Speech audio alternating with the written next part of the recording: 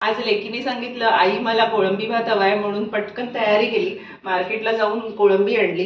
ही कोळंबी आहे वजनी 100 ग्रॅम. एक मीडियम आकाराचा उभा चिरलेला कांदा, मीडियम आकाराचा टोमॅटो बारीक कापून घेतला आणि कोथिंबीर ती कांद्यामध्ये परतायला आणि वरून थोडीशी घालायला, थोडासा लिंबू, 2 तमालपत्र, आलं लसूण पेस्ट, चवीपुरता मीठ, हळद, मालवणी मसाला, थोडे खडे मसाले, त्याच्यामध्ये 4 लवंग, 4 मिरी आणि थोडी दालचिनी, चक्रीफूल, धणे पावडर आणि राई आणि हिंग, हे सगळं मी घेतलं.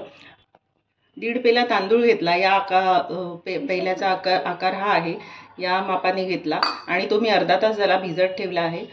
तांदूळ भिजल्यामुळे भात पटकन शिजतो आणि खूप छान होतो. तर चला तर आपण रेसिपीला सुरू करू. कुकर गरम करत ठेवलेला, डायरेक्ट कुकरलाच लावणार आहे हा भात. आणि बघा 3-3.5 चमचे तेल टाकले. आता मी ह्याला फोडणी देते. राई,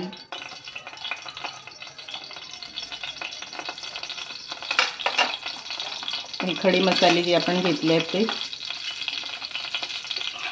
थोडे परतायला देऊया. एक वेलची पण घेतली. त्याला भाताला आपल्या सुगंध खूप छान आहे. पटकन होतो हा भात. कुकरमध्ये तर अगदी 3 शिट्या झाल्या की होऊन जातो. फक्त आपण जी ग्रेव्ही करतो कांदा टोमॅटोची ती व्यवस्थित करायची. तर यामध्ये मी काय करते, हा कांदा घालते. कांदा चांगला परतून घेते.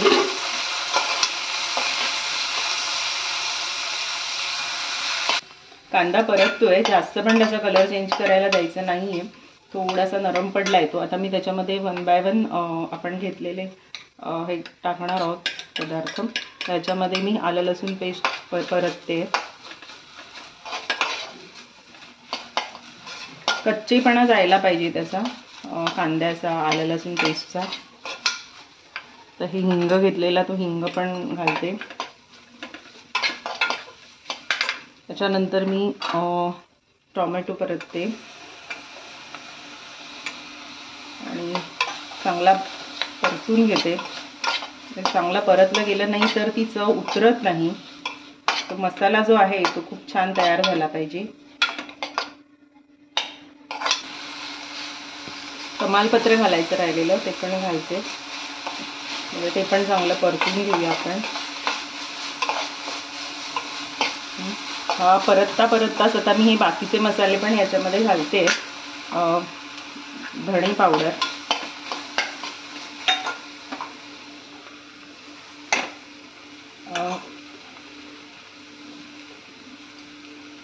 हा मसाला आपला मालवणी मसाला जो घेतला आहे तो मी हातानेच घालते सगळं. हळद आणि मीठ चवीनुसार घालायचं आहे, कारण मी थोडंसं कोळंबीला मीठ लावून ठेवलेलं होतं.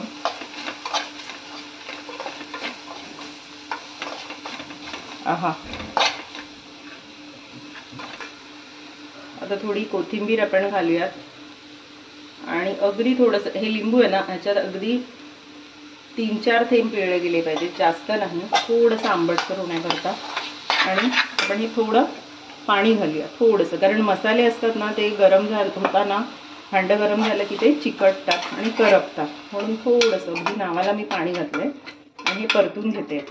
आता काय करते, कोळंबी आहे ती कोळंबी पण घालते आणि कोळंबी घालून आपण हे परतून घेऊया.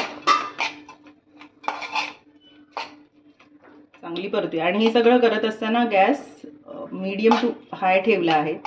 सुरुवातीला लो टू मीडियम ठेवलेला, आता थोडंसं मी मीडियम टू हाय केलंय आणि परतते.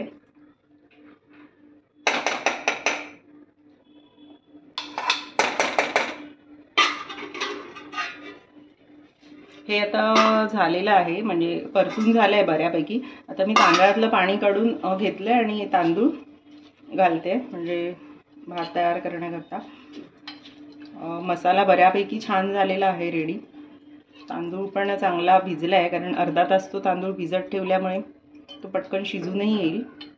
आत्ताच एवढा घमघमाट सुटला आहे ना, खरंच खूप सुंदर. हे पहा, तांदूळ घातलाय आणि तो मी आता थोडं परतून घेते. राईस.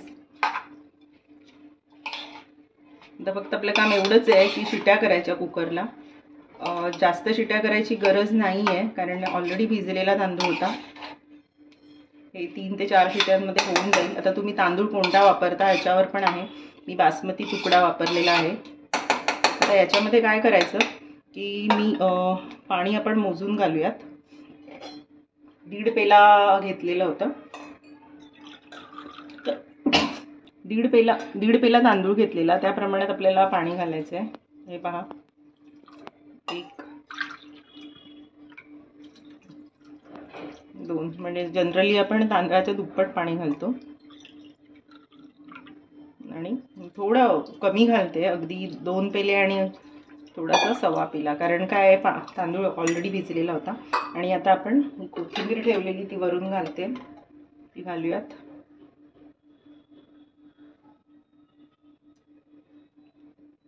मी परतलाय चांगला आणि आता कुकरला झाकण लावते आणि आता हा गॅस मोठा करते आणि 3 ते 4 शिट्या झाल्या की आपल्याला गॅस बंद करायचा आहे आणि थोडा वेळ 5 ते 7 मिनिटं थांबून मग आपल्याला कुकरचं झाकण उघडायचं आहे. तर आता आपण पाहूयात. शिट्या झालेल्या आहेत, 4 शिट्या, आणि कुकरही थोडा थंड झालाय. तर आता मी कुकर उघडते. तर चला तर पाहूयात आपला भात कसा झालाय. आहा, छान, मस्त. हे बघा, खूप मस्त झालाय राईस आणि त्याचा घमघमाट तर इतका छानच येतोय, मस्त येतोय.